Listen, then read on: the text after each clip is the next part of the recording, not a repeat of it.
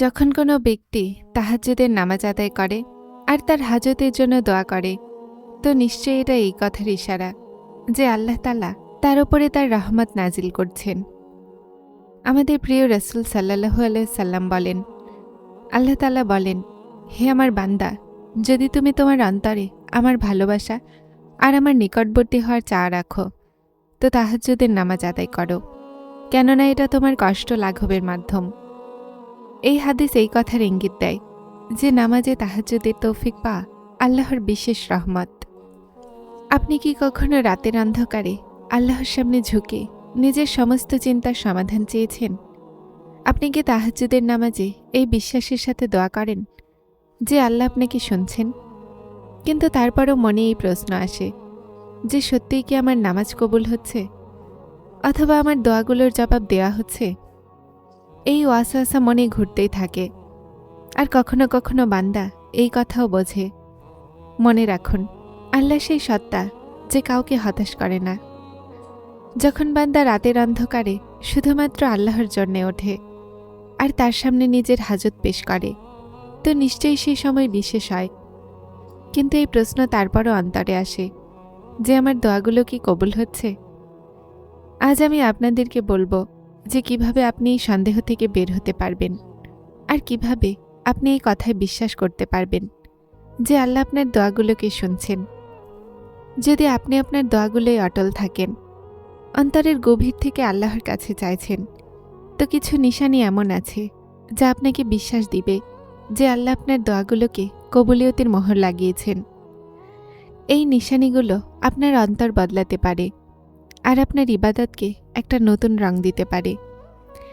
তাই যদি আপনি এই নিশানিগুলোকে নিজের সাথে অনুভব করছেন, তো নিজের ইবাদতকে চালু রাখুন আর আল্লাহর কাছে আপনার সমস্ত সমস্যার সমাধান চাইতে থাকুন। কিন্তু যদি কখনো অনুভব হয় যে কিছু কমতি আছে, তো তাহলে নিজের ইবাদতকে আরও মজবুত করুন, অন্তর থেকে চান আর আল্লাহর রহমতের বিশ্বাস রাখুন। এটা সেই ইবাদত যেখানে ইখলাস আর আল্লাহর ভালোবাসায় ডুবে যাওয়া প্রতিটা দোয়া আর প্রতিটা সিজদা সাফল্যের মাধ্যম হয়ে যায়। তাহলে সেই 3 নিশানিগুলোকে এক এক করে বুঝুন। কিন্তু এর আগে আমি বলতে চাই যে আমরা সবাই জানি যে জীবনের দৌড়ে অনেক সময় আমরা হতাশ আর ক্লান্তির মধ্যে নিজের নজর স্ক্রলে রাখি।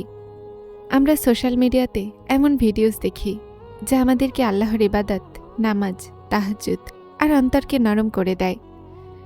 কিন্তু যখন আমল করার কথা আসে, তো আমরা পিছনে সরে যাই। এটা শুধুমাত্র একটা মুহূর্তের কথা যে আমরা আমাদের জীবনে শান্তি আনার জন্য এগিয়ে যাই। আসুন এবার আমরা শুধুমাত্র পড়া অথবা পছন্দ করা পর্যন্তই থেমে না থাকি, বরং সেই 3 নিশানিগুলোর উপরে লক্ষ্য করুন। এই 3 নিশানিগুলোকে শুনুন, বুঝুন এবং এর উপরে আমল করুন। যখন সেই আলামতগুলো আমরা আপন করব, তো আমাদের শান্তি আর খুশি আসবে, আর আমাদের জীবনে খুশি আসবে ইনশাআল্লাহ। আপনি কি কখনো ভেবেছেন এই সমস্ত খুব সুন্দর কথা যা আমাদেরকে ঈমানের দিকে টেনে আনে, আমাদের জীবনে কিভাবে সমস্যা আসবে? আমরা আল্লাহর উপরে বিশ্বাস কেন রাখি না? আল্লাহর ইবাদতগুলোর মধ্যে এক নিশানি হলো এটাও যে আমরা আমাদের দোয়াগুলোতে বিশ্বাস আর আশার সাথে আল্লাহর কাছে যাই। তাই সবচেয়ে প্রথম নিশানি হলো এটা যে আল্লাহর ভয়ে অন্তরে এক আজব কৈফিয়ত সৃষ্টি হয়ে যাওয়া। যখন আমরা আল্লাহর সামনে খাড়া হয়ে যাই আর তার ভয়ে আমাদের বুক কাঁপতে থাকে, অশ্রু অগণিত ধারায় গড়িয়ে পড়ে আর শরীরের কাঁটা দাঁড়িয়ে যায়, তো এই সব আলামত যে আল্লাহর বিশেষ রহমত আমাদের ওপরে আছে। এটা এই কথার প্রমাণ যে আল্লাহ তাআলা আমাদের ইবাদতকে তার আরশে কবুল করছেন। নামাজে তাহাজ্জুদের কারণে অন্তরে আল্লাহর ভয় পয়দা হওয়া আর চোখগুলো থেকে অশ্রু গড়িয়ে পড়া, এই সব আল্লাহর রহমত আর তার সন্তুষ্টির আলামত। এভাবেই যখন আমরা তাহাজ্জুদ আদায় করি, তো অন্তরে বিশেষ একটা শান্তি অনুভব হয়। তো এটাও এই কথার প্রমাণ যে আমাদের নামাজ কবুল হচ্ছে। তাহাজ্জুদের নামাজের পরে সারাদিন অন্তরে আজব একটা খুশি, শান্তি আর প্রশান্তি থাকা, যা আমাদেরকে মনে করায় যে আমরা রাতে আল্লাহর সামনে তাহাজ্জুদ আদায় করছিলাম।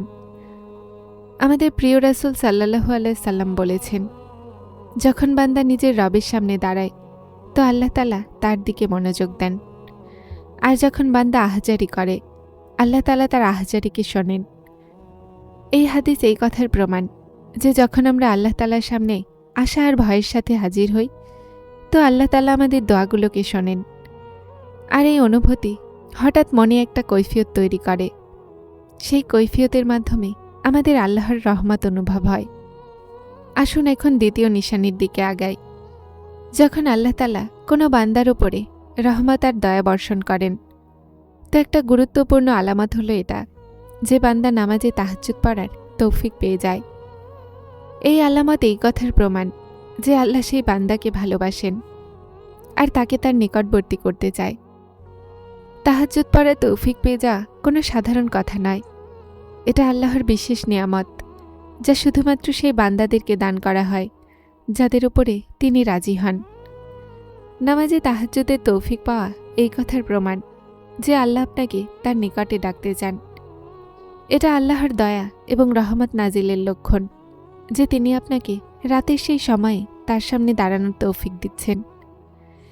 যদি মনে এই চাওয়া পয়দা হয়ে যায়, আমি আল্লাহর জন্য তাহাজ্জুদ পড়ব, আর তারপর আল্লাহ সেটার জন্য আপনাকে শক্তি আর সময় দেন, তো এটা আল্লাহর তরফ থেকে অনেক বড় একটা রহমত। এই আলামত এই কথার প্রমাণ যে আপনার দোয়াগুলো আর ইবাদতগুলো আল্লাহর কাছে কবুলিয়ত পাচ্ছে, আর আল্লাহ তাআলা আপনাকে তার বিশেষ রহমতের জন্য ডাকছেন।